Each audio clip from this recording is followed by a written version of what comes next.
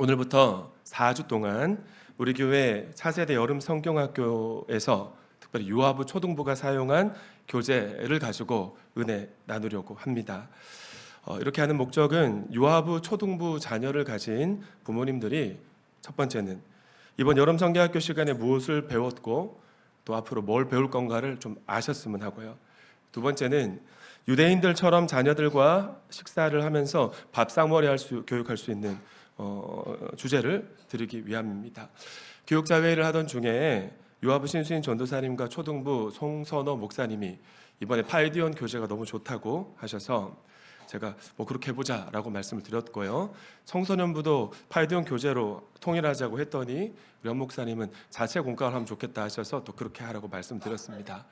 근데 이제 저까지 파이디온 여름 교재를 가지고 그 주제 성구로 설교를 하고 보니 청소년부도 함께 통일했어야 하는 것이 아닌가라는 아쉬움이 듭니다. 나는 4주가 끝난 하반기부터는 요한복음 1장부터 시작해서 연속 강해 설교하도록 하겠습니다.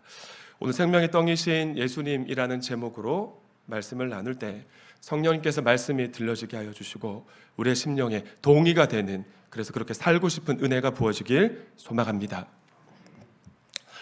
한국기독교 목회자협의회는 1998년부터 2023년까지 한국인의 종교 생활과 신앙 의식이라는 주제로 조사를 해 왔었습니다. 그리고 그 조사한 결과를 엮어서 한국 기독교 분석 리포터라는 책을 출간했었어요. 한국 기독교 목회자 협의회가 8년 동안 조사한 바에 의하면 의미 있는, 우리가 참 새겨야 할 그런 지표들이 많이 있는데요. 2021년 전까지 우리나라 사람들의 40% 이상이 종교를 갖고 있었습니다. 어떤 종교든. 그런데 2022년에 조사를 해봤더니 종교를 가진 사람이 37%, 종교가 없는 사람이 67%의 비율로 나타났다고 해요. 2022년부터 30%대로 지표가 뚝 떨어진 것입니다. 그러니까 우리가 만나는 세 사람 중에 두 사람이 종교가 없는 거예요.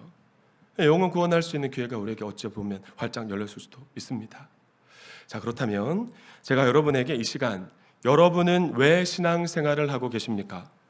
여러분 신앙생활을 왜 하십니까? 라고 질문을 드린다면 그럼 어떻게 대답하시겠어요? 우리 동암교회 성도님들의 대부분은 이렇게 대답하실 것 같습니다. 예수 믿고 영혼 구원하여 제자 삼는 사명을 감당하다가 예수님이 계신 천국에 가려고요. 하지만 이 단체가 작년에 조사한 그 데이터를 보니까 정말 제가 좀 도전을 많이 받았는데요. 왜 신앙생활하고 있습니까? 라는 질문에 무려 42%나 되는 사람들이 평안을 얻으려고요. 마음의 평안을 얻으려고 교회에 온다, 신앙생활을 한다는 항목에 체크를 했다고 합니다. 반면 구원과 영생을 위해서 신앙생활을 한다고 한 사람은 35.9%에 불과했다고 해요. 또 교우들과의 친교를 위해서 신앙생활을 한다는 항목에 체크한 사람도 6.5%나 되었다고 합니다. 그러니까 한국 교회 성도들 가운데 절반이 넘는 사람들이 신앙인이 아닌 것이에요. 종교인의 모습으로 신앙생활하고 있는 것입니다. 그럼 정말 놀랍지 않으십니까? 저는 가정교회 목회 철학을 가지게 된 목사입니다. 그래서 이 수치가 더 의미 있게 다가온 것 같아요. 저와 함께 생명의 삶 공부하신 분들은 삶 공부 시간에 배우셨겠지만 가정교회 철학에는 등록교인이라는 개념이 없습니다. 등록교인이 회원교인과 일반 교인으로 구분합니다. 그래서 가정교회 철학이 온전히 뿌리 내린 교회는요, 생명의 삶 공부를 마친 성도들에게 마지막 시간에 회원교인이 될 수 있는 신청서를 제공을 하는 거예요.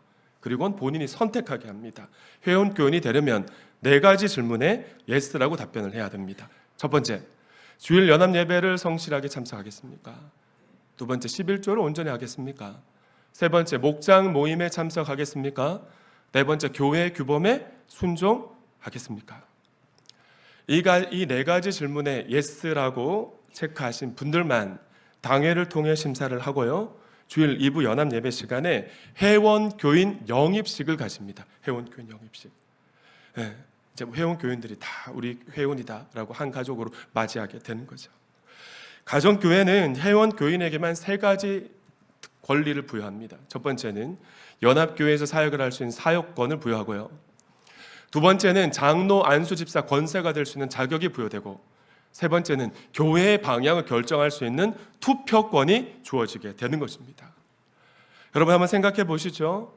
만약 가정교회 철학에 동의하지 않는 분이 장로, 안수 집사, 권사가 되고, 가정교회 철학에 동의하지 않는 분에게 사역권과 투표권이 주어진다면 어떤 일이 벌어질까요?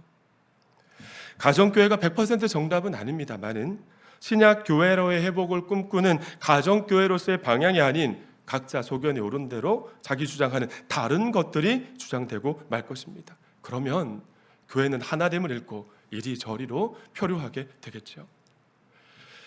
원래 저는 제자훈련 목회처를 가지고 있었던 목회자인 거 여러분 아시죠? 그래서 제가 가정교회 철학에 동의한 후로부터 오늘의 얘기까지 다수의 사람이 주장한다고 해서 교회 평화를 위해 이렇게 해야 됩니다 라고 말씀을 하셔도 그 주장대로 하지 않으려고 더 애써 왔던 것 같아요. 왜일까요? 우리 교회도 마음의 평안을 얻으려고 또 교인들 간의 친교를 위해서 신앙생활을 하고 있는 종교인이 있을 수 있기 때문에 그렇습니다. 언제나 이 일이 가정교회 철학과 영혼 구원하려 제자 삼는 일과 무슨 상관이 있는가를 하나님 앞에 기도하면서 질문해 왔었고요. 성령님께서 성경 말씀을 통해, 환경을 통해, 믿음의 사람들을 통해 이거 하나님의 뜻이 맞다, 감동과 확신을 주시면 그때부터 그 일에 진력하려고 애써왔습니다. 또 진력하다가도 하나님이 다른 방향이라고 말씀하시면 또 방향을 수정하기도 했죠. 언젠간 우리 교회도 회원교인 제대로 나아갈 날이 올 줄 믿고 원하고 바라고 기도합니다. 자, 그렇다면 왜 한국 교회 성도들 가운데 절반이 넘는 사람들이 종교인이 되어버렸을까요? 심지어 종교가 없다고 체크한 사람들 가운데에도 무려 66%, 몇 퍼센트요? 66% 과반이 넘는 가까운 사람들이 과거에는 기독교 신앙을 가지고 있었다는 항목에 체크했다고 하는데요. 그 이유가 뭘까요? 저를 따라합시다. 예수님이 누구신지 제대로 알지 못하기 때문이다. 아멘이십니까? 예수님이 누구신지 제대로 알지 못하기 때문입니다. 예수님에 대해서 제대로 배워본 적도 없고요, 제대로 배워보고 싶지도 않아서 성경이 말씀하고 있는 예수님이 어떤 분이신지 제대로 알지 못했기 때문입니다. 그러니까 내가 믿고 싶은, 내가 바라는 예수님상을 딱 만드는 거예요, 스스로. 내가 만든 예수님을 믿다가 여러 가지 이유로 인해 마음의 상처를 받거나 바쁜 일을 만나면 신앙의 자리에서 이탈하고 만 것입니다. 그런데 여러분, 내가 만든 예수님상은 우상입니다. 우상. 성경이 말씀하는 예수님을 믿고 따르는 것이 아니라 내가 믿고 싶은, 내가 바라는 우상을 믿고 있는 사람들이 한국 교회 안에 얼마나 많은지 모른다는 그 데이터를 우리가 발견하게 되는 것이죠. 그래서 우리는 요한복음을 읽고 배워야 할 줄 믿습니다. 왜냐하면 요한 사도가 요한복음을 이렇게 끝맺고 있기 때문이에요. 예수께서는 제자들 앞에서 이 책을 기록하지 않은 다른 표적도 많이 행하셨다. 31절 말씀은 여러분의 목소리로 읽어주십니다. 시작.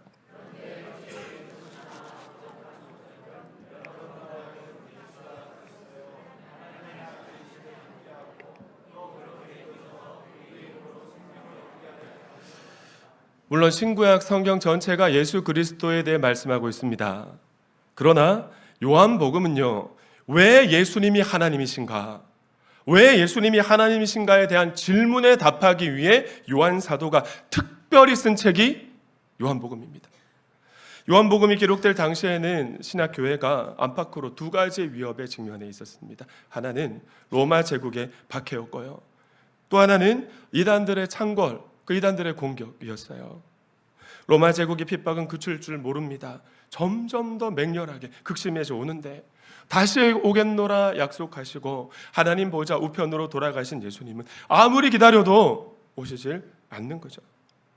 게다가 교회 안팎으로 영지주의라는 이단들이 너희가 믿는 예수는 인간의 몸을 입고 이 땅에 오신 적이 없다고, 너희 예수 잘못 믿고 있다고 공격까지 하는 것이에요.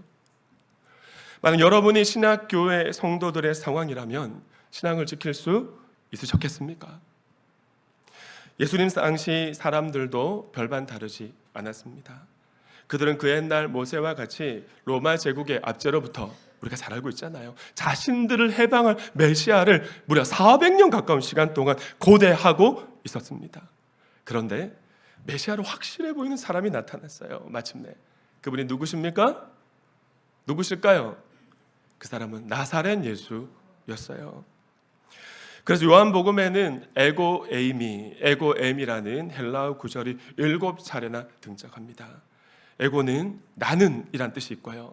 에미는 무엇이다 라는 뜻을 가지고 있습니다. 예수님께서 에미 나는 무엇이다 라고 7차례나 설명하시듯 말씀하셔야 될 당시 정도로 예수님 당시 사람들은 자기가 믿고 싶은 예수님 상을 만들고 있었던 거예요. 메시아 상을 딱 정해놓고 저분이 나사렛 예수, 저 사람이 메시아인 것 같아. 자기가 믿고 싶은 예수님을 믿으려 했던 것이죠. 심지어 예수님의 제자들조차도. 이 시간 예배하는 동암교회 교우님들 가운데에는 이런 종교인이 단 한 사람도 없기를 간절히 축원합니다. 아멘이십니까? 오늘 본문 말씀을 다시 한번 읽어주십니다. 시작.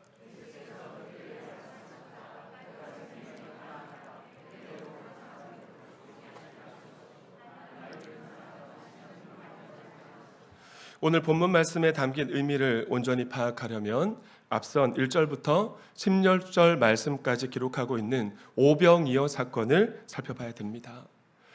예수님 당시 사람들은 그들이 그토록 고대하고 있던 메시아가 예수님이라고 확신했습니다. 그래서 예수님 주위에는 늘 메시아를 만나려고 몰려든 사람들이 가득가득 했었어요. 요한복음 6장 10절 말씀은 남자만 오늘도 5천 명이나 되는 많은 사람들이 벳세다 광야까지 예수님을 쫓아와서 예수님 주위에 몰려 있었다라고 증언하고 있는데요. 요한 사도는 이들이 예수님을 따라온 목적과 이유를 의도적으로 이렇게 밝히고 있습니다. 큰 무리가 예수를 따라갔다. 그것은 그들이 예수가 병자들을 고치신 표적들을 보았기 때문이다. 예수님을 사랑해서 예수님께 나온 것이 아닙니다. 예수님의 제자가 되려고 예수님 말씀대로 살아가려고 예수님께 몰려든 것이 아니라는 것이에요. 뭔가 예수님으로부터 특별한 혜택을 받고 싶고 내 결핍의 문제를 해결하려고 예수님 주위로 오늘도 몰려들었던 것입니다. 그럼에도 불구하고 우리 예수님은 어린이가 가져온 보리떡 5개와 물고기 2마리 이 도시락을 가지고 이들을 배부르게 먹이고도 12강줄이나 남기신 줄 믿습니다. 이것이 표적이었어요. 2만 명 가까운 사람들이 예수님께서 행하신 놀라운 기적을 경험한 것입니다. 할렐루야. 그런데 요한복음에서 표적은 세메이온이라는 헬라어 단어로 기록되어 있습니다. 이 표적, 세메이온이 어떤 의미냐면요, 이 표적을 행하는 사람, 이 예수가 구약의 예언자들이 예언하고 있는 메시아가 맞다라는 사인 표적이었던 것이죠. 우리도 초신자 시절에 하나님께서 기도 응답해 주셨잖아요. 신앙에 대한 확신이 없을 때 우리가 간절히 기도하던 기도의 제목을 주님이 응답해 주시는 표적을 경험했기 때문에 우리가 하나님이 나의 하나님이라는 사실을 믿을 수 있었던 것처럼 예수님께서 예수님 당시 사람들에게 표적을 행하셨던 것입니다. 다음 날에도 예수님을 만나기 위해 수많은 사람들이 벳세다 광야로 몰려왔습니다. 그러나 예수님은 그곳에 계시지 않았어요. 배를 타고 갈릴리 호수 건너편으로 건너가셨기 때문입니다. 만약 예수님께서 그들이 그토록 고대했던 메시아가 맞았다면, 예수님 상이었다면, 메시아 상이었다면 예수님은 저로의 찬스를 놓치신 것이에요. 왜일까요? 5천 명이나 되는 남자들과 함께, 장정들과 함께 로마 제국을 향해 봉기할 수 있는 저로의 찬스였었기 때문입니다. 만약 그들의 바람대로 초자연적인 능력을 가진 메시아가 수천 명의 의병과 함께 봉기했다면 어떤 일이 벌어졌을까요? 로마 제국의 간담이 선을 했겠죠. 그걸 그들이 원했던 겁니다. 하지만 우리 예수님의 선택을 한번 보시죠. 사람들은 예수님께서 행하신 표적을 보고 이분은 참으로 세상에 오시기로 된 그 예언자이다라고 말했다. 예수께서는 사람들이 와서 억지로 자기를 모셔다가 왕으로 삼으려 한다는 것을 아시고 혼자서 다시 어디로 올라가셨습니까?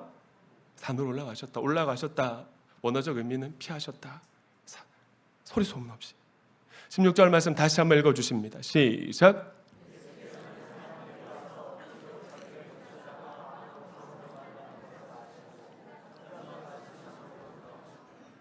아마도 예수님이 이 같은 선택을 하실 때 제자들이 가장 실망했을 것 같아요. 제자들조차 내가 믿고 싶은 메시아상을 딱 정하고 그 메시아로 예수님을 믿고 예수님을 따랐으니 오죽했을까요? 그러나 사람들은 포기하지 않습니다. 예수님이 남기신 흔적을 쫓아 배를 나누어 탔어요. 그리고 갈릴리 건너편까지 쫓아갑니다. 그리고 마침내 가버나움에서 예수님을 만나요. 그러나 이들의 속내를 간파하신 우리 예수님은 이렇게 말씀하셨습니다. 너희가 나를 찾아온 것은 내가 하는 일에서 하나님을 보았기 때문이 아니다. 내가 너희를 배부르게 해주었기 때문이다. 이게 무슨 말일까? 쉽게 말씀드리면 이들이 가버나움까지 예수님을 쫓아온 이유는 예수님을 하나님으로 믿어서 예수님의 제자가 되고 예수님처럼 살아가려고 쫓아온 것이 아니라는 사실입니다. 먹고 사는 문제 때문에 걱정하지 않으려고 오늘날 한국교회 대부분의 성도들처럼 마음의 평안을 얻으려고 예수님을 쫓아온 것이에요. 사랑하는 동암가족 여러분, 우리가 믿는 예수님은 오늘의 평안과 위로를 우리에게 주시는 분이 맞습니다. 그러나 한번 생각해 보시죠.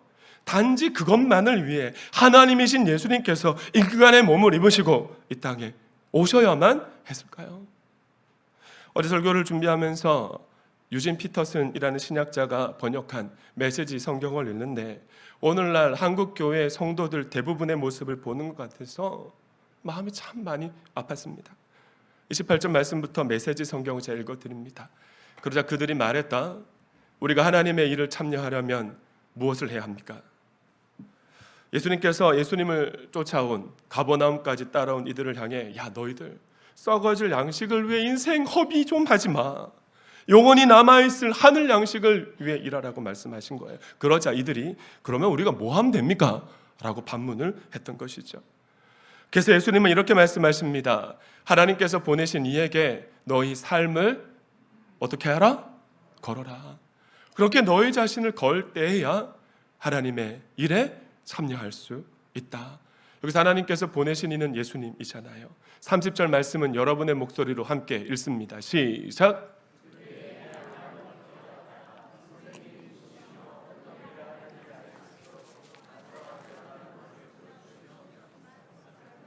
그럼 우리가 알아서 보고 나서 우리 삶을 걸겠습니다. 선생님이 우리에게 무슨 일을 할 수 있는지 보여주십시오. 31절 말씀, 모세는 광야에서 우리 조상들에게 빵을 먹게 해줬습니다. 성경에도 그가 그들에게 하늘에서 내려온 빵을 먹게 해주었다고 기록되어 있지 않습니까? 라고 다시 질문을 하는 것이죠. 예수님, 제가 예수님을 믿고 따를 수 있도록 확실한 표적을 보여주십시오. 우리가 우리 주변에서 많이 듣던 말 아닙니까? 생명의 삶 공부 시간, 첫 시간에 배우는 것처럼 저를 한 번 더 따라 하실까요? 믿으려고 작정하면 믿을 수 있다. 그럼 아멘이십니까? 하지만 예수님을 쫓아온 이들은 예수님이 그들이 원하는 메시아가 아니라면 안 믿으려고 작정하고 쫓아온 것입니다. 그러니까 또 다른 표적, 그들이 원하는 표적을 구하고 있는 것이죠. 그러나 예수님은 벳세다 광야에 모인 사람들을 이미 보리떡 5개와 물고기 2마리로 배부르게 먹이셨습니다. 이미 확실한 표적을 보여주신 것이에요. 얼마나 확실한 표적이었으면 사복음서가 모두 다 오병이어 사건을 기록하고 있겠습니까? 그런 표적을 경험했으면 단순하게 예수님을 믿으면 됩니다. 예수님을 따르면 돼요. 예수님 말씀하시는 것처럼 예수님에게 인생을 걸면 돼요. 그런데 그들이 또 다른 표적을 요구하고 있는 이유가 뭡니까? 그들의 마음이 좋은 맛이 아니라 완고한 마음이었기 때문이에요. 당신이 만약 메시아가 맞다면 이제 로마 제국과 맞서 싸울 수 있는 힘이 있다는 표적도 우리에게 보여달라고 요구하고 있는 것입니다. 그들은 그렇게 그들이 믿고 싶은 메시아상을 끊임없이 예수님에게 요구했던 것이에요. 한 몇 달 전쯤에 새벽 예배 시간에 살펴보았던 것처럼 예수님은 마태복음 16장 1절부터 4절까지 말씀에서 또 다른 표적을 요청하면서 예수님을 시험하는 바리새인들과 사두개인들을 이렇게 책망하셨습니다. 너희가 날씨는 쉽게 내다보면서 어째서 시대의 표적은 읽을 줄 모르느냐. 악하고 음란한 세대가 항상 표적과 기적을 구하지만 너희가 얻을 표적은 요나의 표적뿐이다. 여기서 요나의 표적이란 무엇입니까? 앞으로 있을 예수님의 십자가와 부활 사건을 의미합니다. 그래서 우리 교회가 너무 감사한 것 같아요. 우리 교회는 오병이어의 표적이 정말 쏟아지는 교회 공동체지 않습니까? 지난 주일 러브 필리핀 단기봉사 선교를 위한 후원 바자회도 그랬습니다. 권사 사역원이 오병이어를 주님께 드렸어요. 장로님, 집사님, 목녀님 후원과 섬김을 통해 온 교회가 잔치집 같았습니다. 모든 성도들이 하나님 나라의 풍성함, 이 오병이어의 표적을 경험할 수 있었거든요. 지난 주간에 최원기 목사님이 직접 코칭하시는 가정교회 반백 목회자 모임도 그랬습니다. 빛단 카페에서 있었는데, 그런데 반백 목회자 그러면 가정교회 건강하게 자라는 공동체거든요. 그런데 우리 교회처럼 비신자가 예수 영접하고 세례 받는 교회가 많지 않더라고요. 오늘 장록 집사님이 평신도 세미나를 다녀온 신앙 소감문을 발표하셨고, 거의 매주마다 삶 공부 수료식, 세례 간증 그 발표하는데, 이것들이 오병이어에 대한 소문이거든요. 거의 매주 주일 연합 예배 시간에 간증이 쏟아지고 있으니 얼마나 은혜입니까? 제가 이번 물어보니까 가정교회들은 예배를 2시간 정도 평균 드린다고 하더라고요. 만약 여러분이 오병이어의 표적을 이미 경험하셨거나 오병이어 표적에 대한 소문을 연합교회 예배 시간에, 목장 모임 시간에 들으셨다면 단순하게 어떻게 해요? 단순하게 믿으실 수 있기를 축원합니다. 아멘이십니까? 왜냐하면 히브리서 11장 1절 말씀 때문에 그렇습니다. 히브리서 11장 1절 말씀 함께 읽습니다. 시작.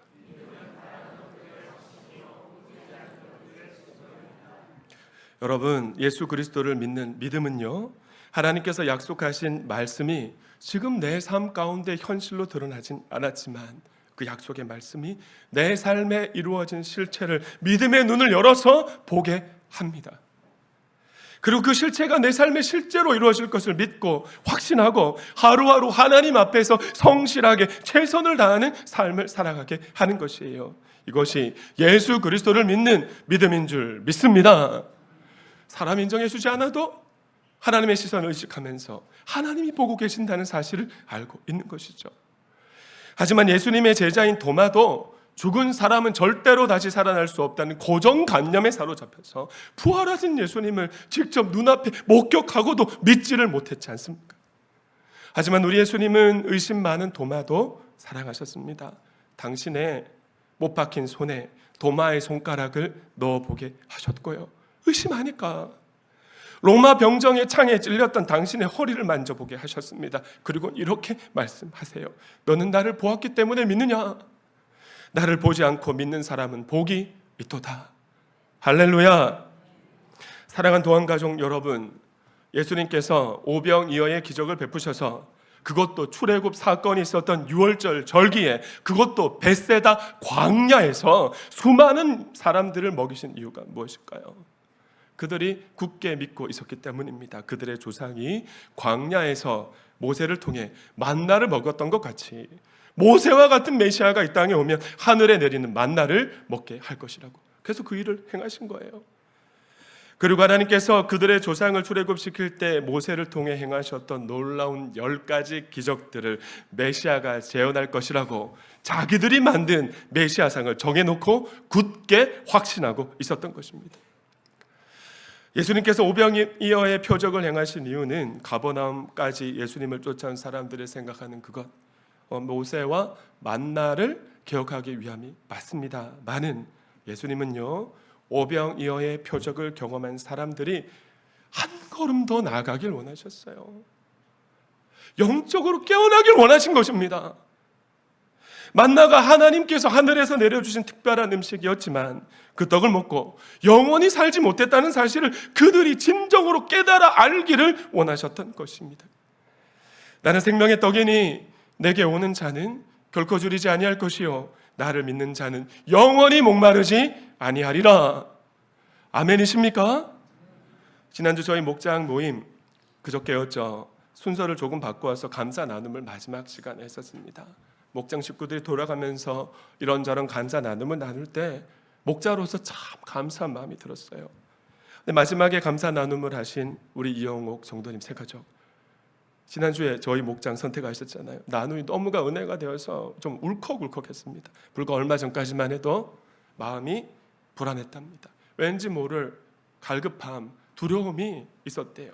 그런데 행복전도대를 통해 도함교회를 만나고 예수 영접 모임에 이끄는 대로 순종하는 마음을 갖고 들어오고 예수님을 영접했어요. 세례받고 목장 모임에 지구가 우주선 대기권 돌파하는 것 같은 그런 어렵다는 제가 말씀드린 적도 있죠. 그렇게 참석하고 나니까 그때부터 마음에 평안이 밀려오더라는 겁니다. 사랑하는 여러분, 왜 이런 일이 벌어졌을까요? 우리 목원이 생명의 떡이신 예수님을 만나고 먹었기 때문인 줄 믿습니다. 유대인들은 가족이 아니면 밥을 먹지 않는다는 말씀을 드렸잖아요. 성경에서 더불어 밥 먹는다라는 것은 가족이 되었다는 의미입니다. 가족처럼 친밀하게 교제한다는 의미예요. 우리 목원의 마음에 평안에 밀려온 것은 생명의 떡이신 예수님을 먹으면서 예수님과 함께 교제하는 것. 예수님과 함께 교제한다는 것은 개인적인 기도 시간의 교제도 있지만 목장 모임을 통해 예수님의 몸인 친밀하게 교제하는 삶이 새롭게 시작되었기 때문입니다. 말씀을 맺습니다. 한 유능한 남자가 있었습니다. 돈도 잘 벌었고요. 자기 분야에서는 제법 잘 나가는 사람이었습니다. 근데 이 사람이 결혼을 결심하게 된 거죠. 결혼 예식 가운데 주례 목사님이 이렇게 말씀하셨어요. 전에는 자기를 위해 살았지만 이제 아내를 위해 살아야 됩니다. 그것이 남편의 본분입니다. 주례 목사님의 말씀에 동의가 된 이 남자는 아내를 위해 사는 삶은 어떤 삶일까 고민을 했어요. 그래서 아내에게 좋은 차를 선물했고요. 용돈도 넉넉하게 주었습니다. 그런데 일주일에 딱 한 번만 집에 들어오는 거예요. 그러다 딴 살림까지 살았습니다. 그러면서 이 남자는 아내에게 꼬박꼬박 용돈을 아주 넉넉하게 보내줬고요. 일주일에 한 번은 어김없이 들어왔어요. 그러니까 스스로 이렇게 생각하는 거죠. 나는 아내를 사랑하고 아내를 위해 헌신하는 좋은 남편이라고. 만약 여러분의 남편이 여러분의 아내가 이렇게 주장하고 생각한다면 여러분은 동의하실 수 있으시겠습니까? 사랑하는 동안가족 여러분, 아내를 위해 산다는 것, 남편을 위해 산다는 것은 이제 배우자와 함께함이 내 삶의 기쁨이고 전부가 되었다는 의미입니다. 예수님과 동행하는 삶도 마찬가지예요. 생명의 떡이신 예수님을 먹는다는 것은 예수님의 말씀을 단순하게 믿고 삶 속에서 그 말씀이신 예수님과 함께 친밀하는 동행하는 삶을 살아가기 시작했다는 말입니다. 내가 예수님 안에, 그리스도께서 내 안에 거하는 일체감, 하나됨을 뜻하는 것입니다. 그렇다면 여러분이 믿는 예수님은 어떤 분이십니까? 예수님은 내가 곧 길이요 진리요 생명이니 나로 말미암지 않고는 아버지께로 갈 자가 없다고 말씀하셨는데, 오직 예수 그리스도만이 저와 여러분의 생명의 떡이라는 사실을 진짜 믿으실 수 있기를 축원드립니다. 축원합니다. 아무리 많은 것을 소유하고 있을지라도 예수님이 없으면요, 저도 많은 돈 벌어봤거든요. 공허하고요, 뭔가 모를 만족감이 없으니 쫓기는 듯 두려움에 사로잡혀 살아가게 되더라고요. 그러나 무화과 나무 잎이 마르고 포도 열매가 없고 감람 열매가 그치고 논밭에 식물이 없고 외양간에 송아지가 없을지라도 생명의 떡이신 예수님의 말씀을 신뢰하면요, 그 말씀에 순종하는 삶을 또 살아가면 생명의 떡이신 예수님으로부터 공급되는 만족이 있습니다. 기쁨이라는 하늘 행복으로 우리의 삶이 기뻐 춤추게 될 줄 믿습니다. 옆에 계신 분에게 이렇게 인사하실까요? 생명의 떡이신 예수님이 만족과 기쁨을 주실 것입니다. 시작.